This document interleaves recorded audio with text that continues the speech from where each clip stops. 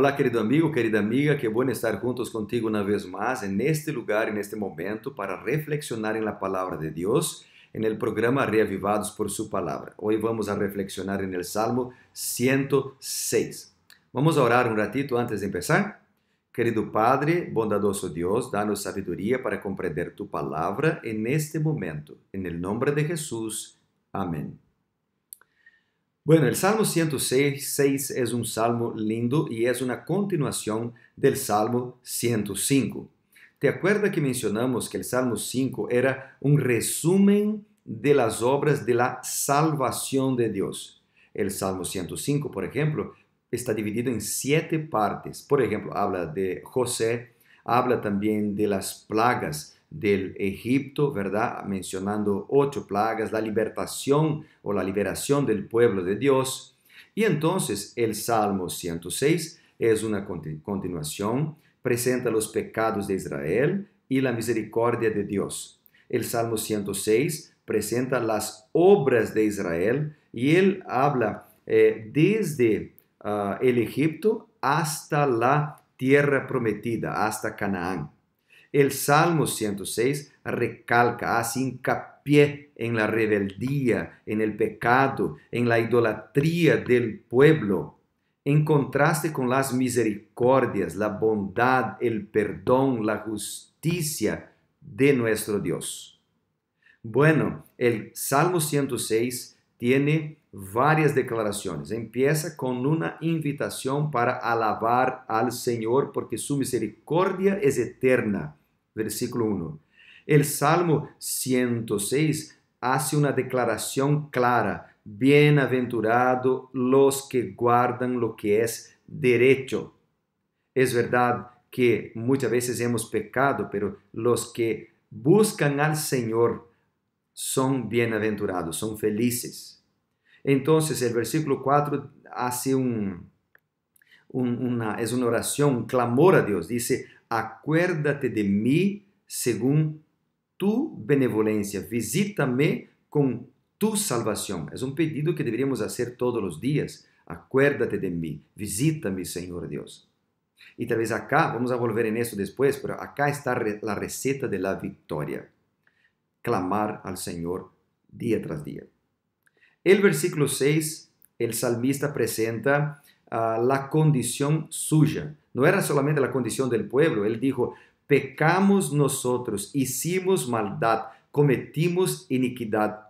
Él podría decir, el pueblo pecó, el pueblo cometió iniquidad. Pero él se pone en la misma condición de pecador y de alguien que necesitaba la gracia, la misericordia y el perdón de Dios. Así que nosotros también tenemos que seguir el ejemplo. Daniel hizo esto también cuando oró, se puso en la misma condición del pecado del pueblo y dijo, Señor, nosotros hemos pecado. Así que nosotros somos pecadores, nosotros somos débiles y necesitamos de la bendición y el perdón del Señor. Pero acá también él empieza a hablar de lo que hicieron sus antepasados. Entonces el versículo 7, por ejemplo, él dijo, nuestros padres anduvieron, no entendieron sus maravillas, no anduvieron en sus caminos en Egipto, no se acordaron de la muchedumbre de sus misericordias. Y entonces empieza a hablar de lo que hizo el pueblo. Él hace una comparación, un contraste entre Dios, su perdón y su misericordia y las acciones del pueblo. Por ejemplo, acá miramos que el salmista dijo que el pueblo se olvidó pronto de las obras del Señor. El pueblo se entregó a un deseo desordenado. El pueblo tentó a Dios en la soledad. Interesante que podemos tentar a Dios en la soledad. Muchas personas piensan, voy a pecar en la soledad cuando nadie me ve, porque ahí puedo pecar, ahí puedo dar libertad a mis deseos, pero Dios está siempre con nosotros y nos ve. Si estamos en medio de la muchedumbre, si estamos en medio de la calle o si estamos solitos en nuestra pieza, en nuestro hogar, Dios está con nosotros. Bueno, el Salmo dijo que el pueblo se postró ante una imagen de fundición.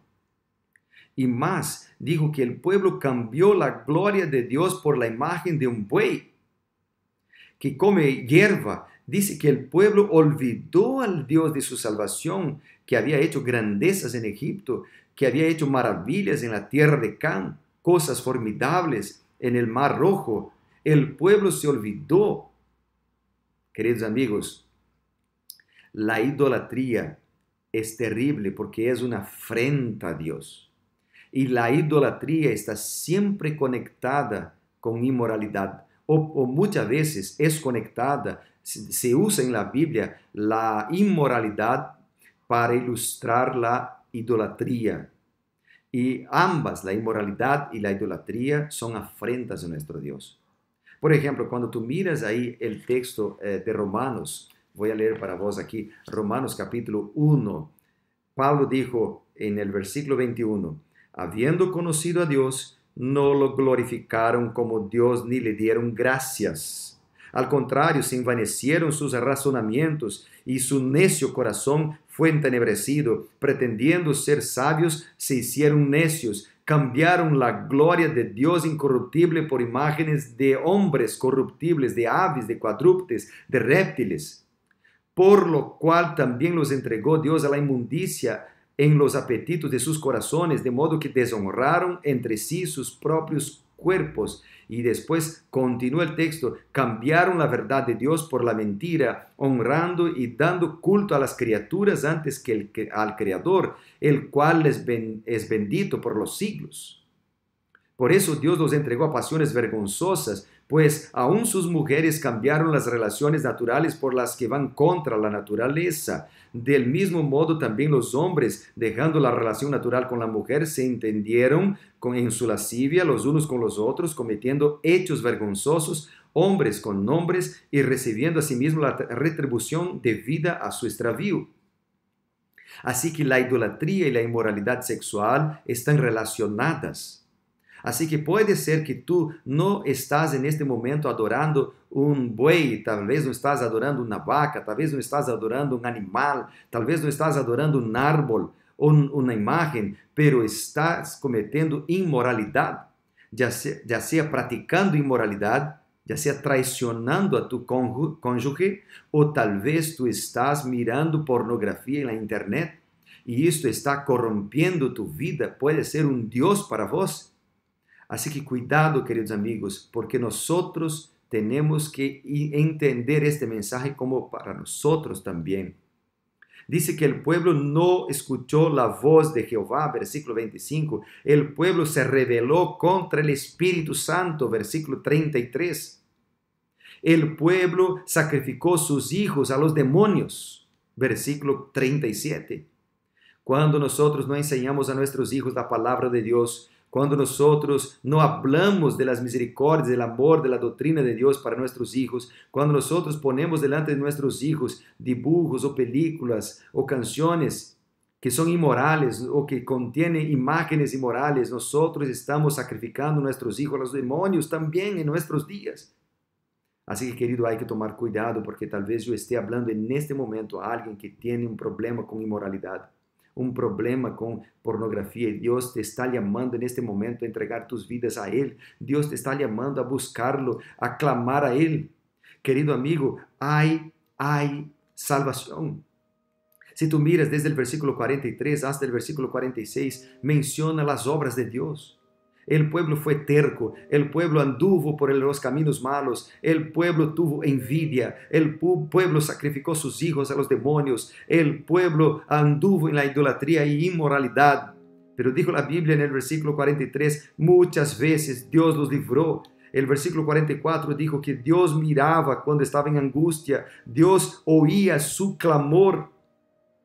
Dios es misericordioso, podía decir, yo estoy enojado con el pueblo, voy a rechazarlo para siempre. Pero Dios escuchaba y el texto menciona también que Dios escuchó la intercesión de Moisés cuando Moisés intercedió por el pueblo. Así que tal vez Dios te está llamando a interceder por sus hijos, interceder por su familia, interceder por sus amigos, y tal vez Dios te está llamando en este momento a escuchar su voz, a entregar su vida a Dios día tras día, mañana tras mañana, noche tras noche, para que Él te dé fuerzas para librarte El versículo 47, hay una oración que deberíamos hacer todos los días. El versículo 47, el salmista dijo, sálvanos Jehová, sálvanos Dios nuestro. Y es esta la oración que deberíamos hacer todos los días. Si hacemos esta oración, el resultado será lo que está en el versículo 48. Bendito Jehová, Dios de Israel, desde la eternidad hasta la eternidad.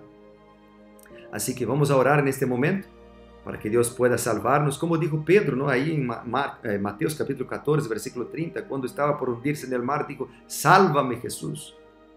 Vamos a orar y Dios estará con nosotros, pero no solamente ahora, sino que orar todos los días. ¿Le parece? Vamos a orar. Querido Padre bondadoso Dios, hemos pecado también, los pecados modernos, entre comillas, pero Señor Dios, necesitamos que tú vengas a nuestro encuentro para salvarnos. Sálvanos, Señor Dios, de nosotros mismos, de nuestros hábitos heredados o cultivados. Sálvanos, Señor Dios, de nuestros deseos pecaminosos y bautízanos con tu Santo Espíritu para que podamos ser victoriosos, andar en tus caminos y ser una bendita influencia para las personas que están con nosotros. Guíanos, en el nombre de Jesús oramos. Amén y amén. Que Dios te bendiga muchísimo. Bendiciones mil. Nos vemos.